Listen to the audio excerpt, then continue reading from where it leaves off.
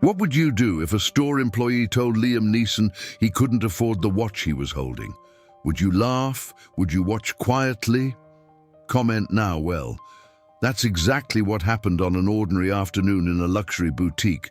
But what no one expected was how Liam Neeson would respond, with a calm, silent power that would leave the entire store speechless. Stay with us until the end of this story to see the moment everyone's jaws dropped. Because this isn't just about a celebrity.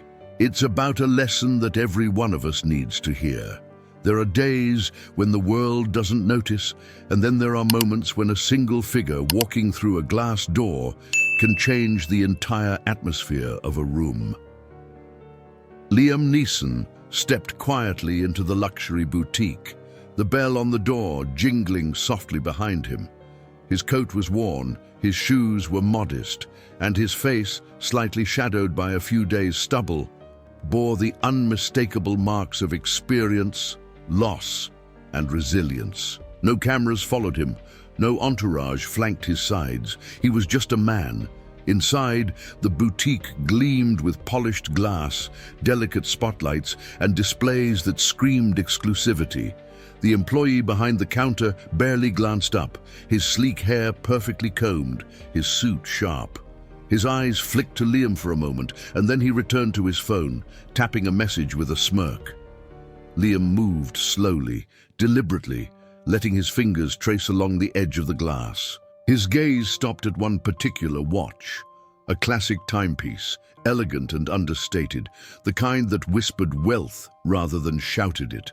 For Liam, this wasn't just a piece of craftsmanship, it was memory. Years ago, he had bought a similar model, not for himself, but for someone who no longer walked this earth. His late wife had cherished hers. He could still remember the way her eyes lit up when she opened the box, the delicate laugh as she slipped it onto her wrist. That memory, sharp and bittersweet, struck him in the chest like a silent wave. Across the room, the young employee watched him, annoyance creeping into his features. He saw a man dressed plainly, lingering too long near the most expensive display. He stood up, smoothing his jacket, walking over with a rehearsed smile, the kind that didn't reach his eyes. The words that followed were quiet but sharp. They weren't meant to sting, but they did. There was an assumption baked into them, that Liam, with his ordinary clothes, didn't belong here, that the glittering watches were simply out of reach. The air shifted just slightly. Liam didn't raise his voice, didn't bristle or show anger, but something in his expression changed.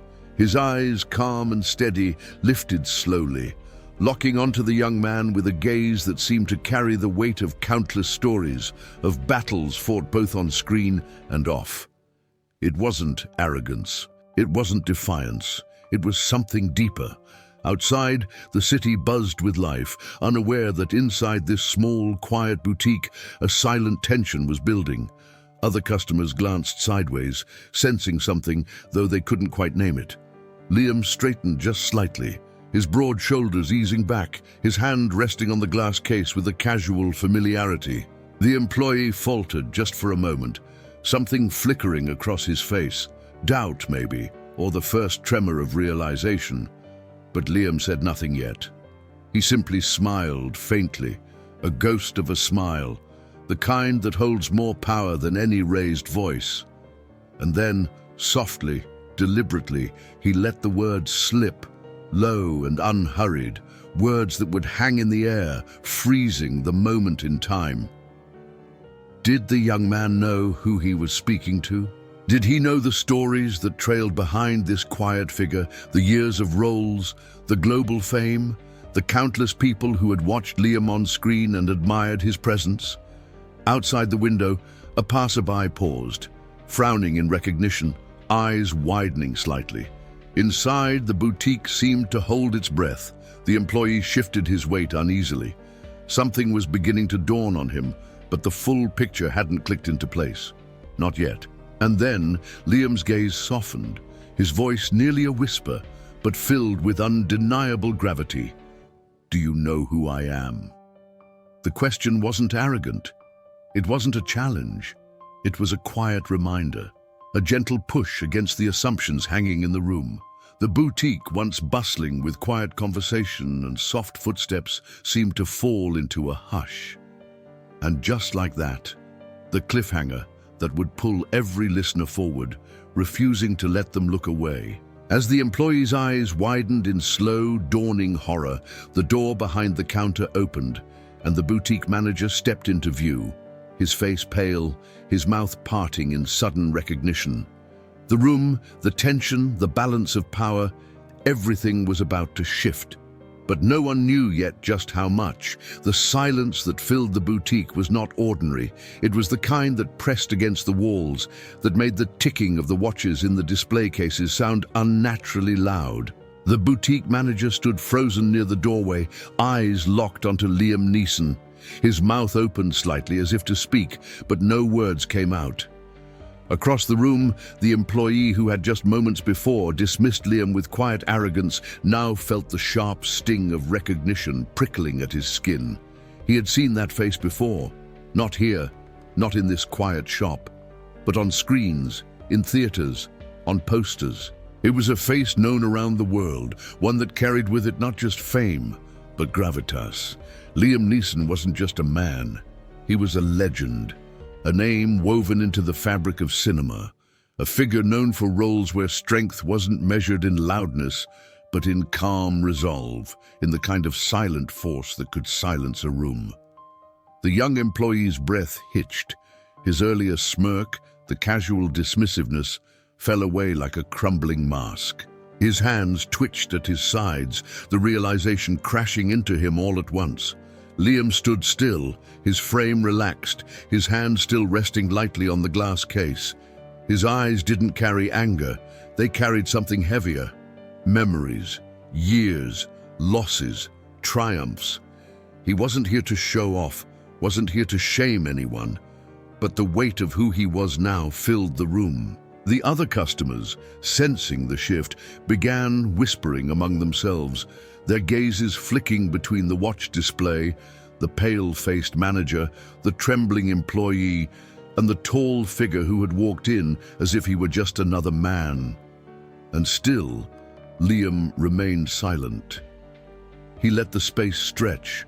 Finally, after what felt like minutes compressed into seconds, the boutique manager cleared his throat softly, stepping forward. His voice was careful, controlled, his posture slightly deferential, a man aware that this was no ordinary customer. The employee, sensing his own mistake, tried to regain composure. He moved quickly, gesturing toward the display, offering hollow words, desperate to reverse the insult that had already been delivered. But it was too late. The damage wasn't in what was said. It was in the assumption that had been made, the judgment that had been passed before knowing the man standing before him. Liam lifted his eyes again, his gaze locking briefly onto the young man, and then, in a voice so calm it almost didn't seem like a rebuke, he spoke. He spoke not of money, not of fame, not of power, but of memory. He told a quiet, intimate story, not for the crowd, not for the manager, but for himself. That watch in the display case wasn't just a luxury item. It was nearly identical to the one he had once bought for his late wife. A timepiece that had marked countless small, beautiful moments in their lives. Sunday mornings by the window, late-night walks under cold stars, birthdays, anniversaries, quiet dinners by candlelight. As Liam spoke, the room softened. The people listening were no longer thinking about celebrity. They were thinking about love, about grief, about the delicate, fragile threads that tie people together across time. The young employee's shoulders slumped, his face flushing with embarrassment, but more than that, with regret. He hadn't just underestimated a customer, he had underestimated a human story. The boutique manager, now fully aware of the significance of the moment, offered careful, apologetic gestures. But Liam, ever composed, gave a faint, forgiving smile as if to say, "This isn't about punishment, it's about understanding." Outside, a light drizzle began to patter against the windows. The city moving on, unaware that inside this small luxury boutique, a quiet shift had taken place. And just as the room seemed to settle, just as the air grew calm, something happened. The boutique's door opened and a woman entered. She wasn't here for a watch. She wasn't here for the staff. Her eyes fell on Liam, wide with recognition, and she let out a small, audible gasp. She stepped forward, trembling slightly, pulling something from her coat pocket, a DVD, old and worn, with Liam's face on the cover. The employee and the manager both turned, startled by her sudden approach. And as she reached Liam's side, her voice quivering with excitement and emotion, the entire room held its collective breath. Would Liam walk away? Would he ignore the interruption? Would the tension dissolve or sharpen? The moment balanced on a knife's edge, and no one, not the employee, not the manager, not the customers, had any idea what Liam Neeson would do next. But they were about to find out. For a moment, the boutique felt suspended in time. The woman clutching the old DVD, the startled gasps of the other customers, the wide-eyed stares of the employee and the boutique manager, all froze as Liam Neeson slowly turned toward her. Her hands trembled, her eyes shimmering with a mixture of excitement and nervousness. She hadn't expected to see him here, not like this, not in a quiet shop on an ordinary afternoon. She whispered words of gratitude, words Liam had heard 1,000 times, yet always received with humility. He smiled gently, the lines on his face softening. He signed the DVD without hesitation, offering a few kind words that only she could hear, and watched as her face lit up, the tension in her shoulders melting away into pure joy. She backed away respectfully, leaving the room once again in quiet stillness. Now, all eyes returned to the core of the story, the employee and Liam. The young man's hands shook slightly, his earlier arrogance dissolved into a raw, vulnerable awareness. He stammered, trying to find the right words, but Liam raised a hand ever so slightly, not in anger, but in a calm, measured gesture.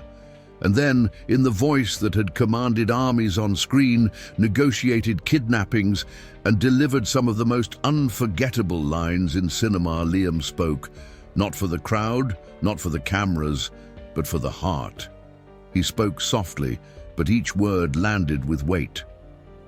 "It's never about the price," he said, his eyes steady on the employee. "It's never about the appearance. It's about the meaning, the memory, the person." In that moment, the employee's defenses crumbled entirely. His eyes glistened, his breath uneven. He had been taught a lesson that no luxury training session or brand manual could have provided. The boutique manager, realizing the gravity of the moment, offered Liam the watch with trembling hands, almost as if presenting a gift.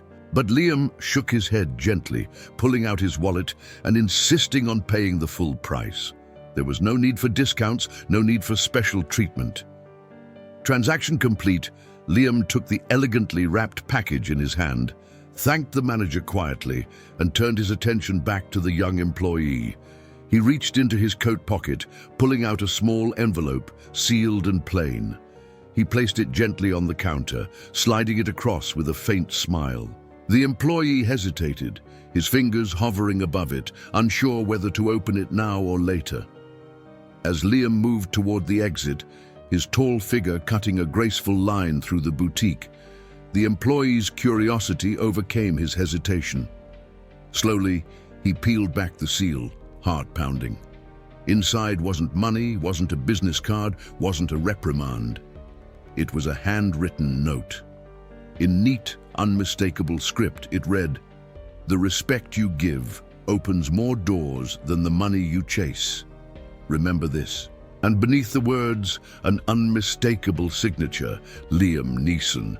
The employee's chest tightened, his eyes misting over. But that wasn't all. Beneath the note was a ticket, a VIP invitation to the premiere of Liam's upcoming film, with a short, handwritten line at the bottom, "See you there, let's both do better." The boutique fell into a stunned, reverent hush. Customers whispered, eyes wide. The manager let out a slow breath, shaking his head in amazement. Outside, the light drizzle continued, soft against the windows. And there, just beyond the boutique doors, Liam paused, looking up at the sky, the corners of his mouth lifting ever so slightly. From his coat, he pulled out an old, worn photograph, a picture of his wife smiling, her eyes alight with life. For a few moments he stood there quietly, letting the rain kiss the edges of the photo, lost in memory.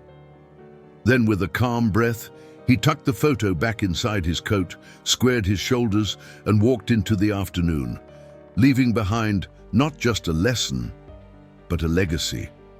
And inside the boutique, the young employee held the envelope tight against his chest, feeling the kind of transformation that only comes when you've been given a second chance, and knowing deep down that he'd never look at a customer the same way again. If this story moved you, make sure to subscribe to the channel for more cinematic stories like this every week. Leave a comment below. What would you have done if you were standing in that store? And don't forget to like and share this video with someone who needs a reminder. Sometimes the quietest people carry the loudest truths.